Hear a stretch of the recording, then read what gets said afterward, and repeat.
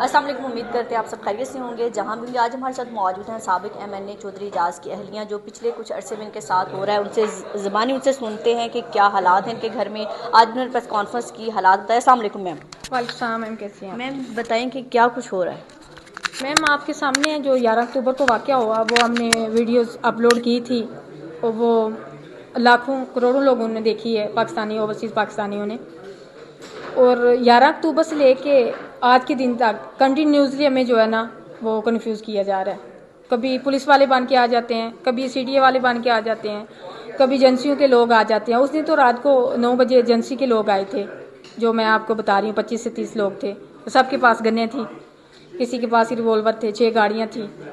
और उन्होंने हमें जो है ना 4 घंटे जो है ना लगातार हमें टॉर्चर किया, तशद्दुद किया लेडीज़ के ऊपर, बच्चों पे ऊपर। छोटे बच्चे हैं उन पे भी रहम नहीं किया। 11 माह का बेटा है, 9 साल की बेटी है, बच्चों पे भी रहम नहीं क्या किया उन्होंने आकर?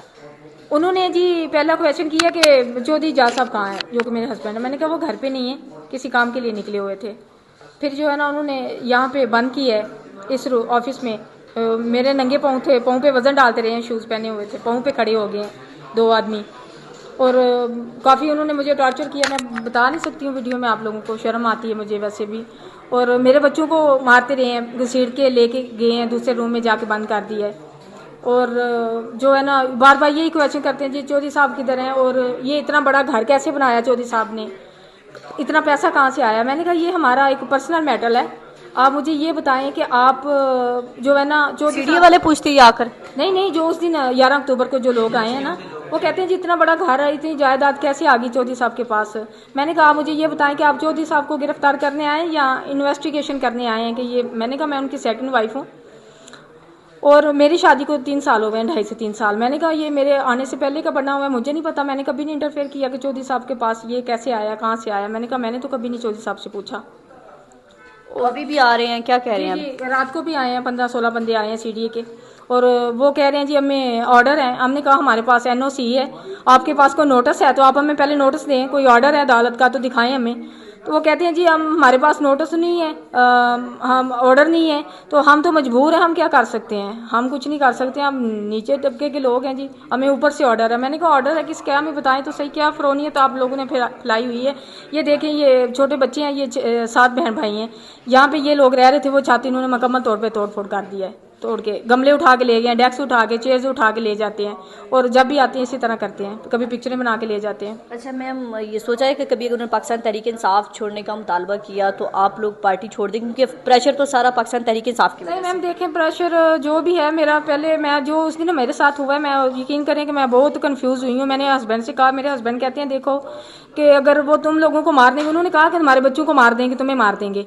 तो मैंने हस्बैंड से कहा, मैंने कहा छोड़ दें। मेरे हस्बैंड कहते हैं कि बेगम देखो अल्लाह की तरफ से मौत आए वो भी तो हम लोग बर्दाश्त करते हैं, हमारे बच्चे का, तुम्हारा, मेरा एक्सीडेंट हो सकता है, कोई भी बीमारी आ सकती है हम लोगों को, तो हम किसी भी हादसे में हमारी मौत हो सकती है, तो फिर भी तो हमने बर्दाश्त करना है। अगर अल्लाह की तरफ से कोई हादसा होता है तो फिर भी तो हम लोग बर्दाश्त करेंगे, तो ये लोग हमें मार देंगे तो फिर क्या होगा। लेकिन हमने पीछे नहीं हटना, अब हम इंशाल्लाह ताला इरादा कर चुके हैं। अच्छा, कभी सोचा था इस तरह मीडिया पर आएंगी, प्रेस कॉन्फ्रेंस करेंगी? पहली बार आज आप मीडिया पर आई हैं? जी मैं पहली बार आई हूँ, मैं थोड़ी कंफ्यूज भी थी, और मैं एक हाउस वाइफ हूँ, मेरा तो इस चीज़ से कोई लेना देना नहीं है।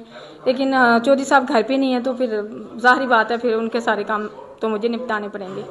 तो क्या पैगाम देंगी जो लोग तंग कर रहे हैं आपके बच्चों को और आपको हरासा कर रहे हैं? उनको मैं यही पैगाम दूंगी, देखो सब आप लोग जो है ना माँ बहनों वाले हो, बेटियों वाले हो, आपकी भी घर में आपकी बीवी हैं, तो इस तरह अगर आप लोगों के घरों में जाते हो, आपको ऑर्डर है या प्रेशर है आपके ऊपर कि आप किसी बंदे को, मैं तो कहती हूँ कि पता नहीं मेरे हस्बैंड इतने जो है ना बड़े दहशतगर्द हैं कि एक मेरे हस्बैंड को पकड़ने के लिए, एक बंदे को पकड़ने के लिए ये जो है 25 से 30 लोग आ गए हैं गन्स लेके, और इतनी दहशत आके इन लोगों ने फैलाई है। और फिर ये मेरे सर पे बंदूकें तान के खड़े हो गए हैं, मुझे धमकी दे रहे हैं जान से मारने की, मेरे बच्चों को जान से मारने की धमकी दे रहे हैं, हमें कंफ्यूज कर रहे हैं मेरे हस्बैंड को पकड़ने के लिए।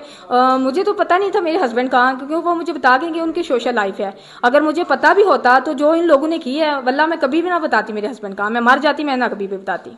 तो अभी भी पूछते हैं आपसे, आकर यही सवाल करते हैं? पूछते हैं, मैंने कहा मुझे नहीं पता। अभी तो मेरे हस्बैंड, मुझे पता भी है मैं कहाँ पे, लेकिन मैंने अपने हस्बैंड को भी बताया। मैंने कहा अल्लाह ना करे कोई हादसा हो जाता है, जिस तरह उस दिन आए हैं बिना बताए घर में आगे ज़बरदस्ती आगे उन्होंने ज़बरदस्ती की है हमारे साथ, तो तशद्दुद किया। मैंने कहा इनके से ऐसा नेक्स्ट टाइम भी कभी हो सकता है ना ऐसा, तो मैंने कहा मैं मर भी जाऊँ, बच्चे मेरे मर जाएं, आपने कभी भी जो है ना मेरे लिए नहीं वापस आना, अपने आप को टूटने नहीं देना। मैंने कहा मैं हमेशा हर मुश्किल टाइम में आपके साथ खड़ी हूँ। यानी कि हौसले बुलंद है, उनकी ताकत बन गई है। इंशाल्लाह इंशाल्लाह। पहले तो मैं टूट चुकी, तो मेरे हस्बैंड ने मुझे जो जज्बा दिया, जो जुनून मेरे अंदर आई, मेरे हस्बैंड की वजह से है। उन्होंने मुझे बहुत हौसला दिया है कि तुम जो है ना हम लोग मर जाएंगे, अब पीछे नहीं हटेंगे इंशाल्लाह, ये हम फैसला कर चुके हैं। जी बिल्कुल, चौधरी एजाज साहब के अहलिया की आपने गुफ्तगू सुनी कि पहले तो कहीं भी मैं परेशान भी थी कि हालात क्या हैं, कैसे इनका सामना करूंगी, लेकिन अब हिम्मत आ गई है। जितनी मुसीबतें आई हैं तो अपने शौहर से यही कहा है कि डट कर खड़ी और आपने वापस नहीं आना। जहाँ पर भी आप हैं मैं उनका महाज संभाले रखूंगी, और आज महाज संभालने गई था कि आज प्रेस कॉन्फ्रेंस करके उन्होंने बड़ी बहादुरी से, बड़ी दिलेरी से तमाम हालात का बताया कि क्या कुछ उनके साथ हो रहा है, और जो भेज रहे हैं उनको भी एक पैगाम दिया। अपना और अपने प्यारों का बहुत ख्याल रखिएगा, हमें दुआ में याद रखिएगा। अल्लाह हाफ़िज़।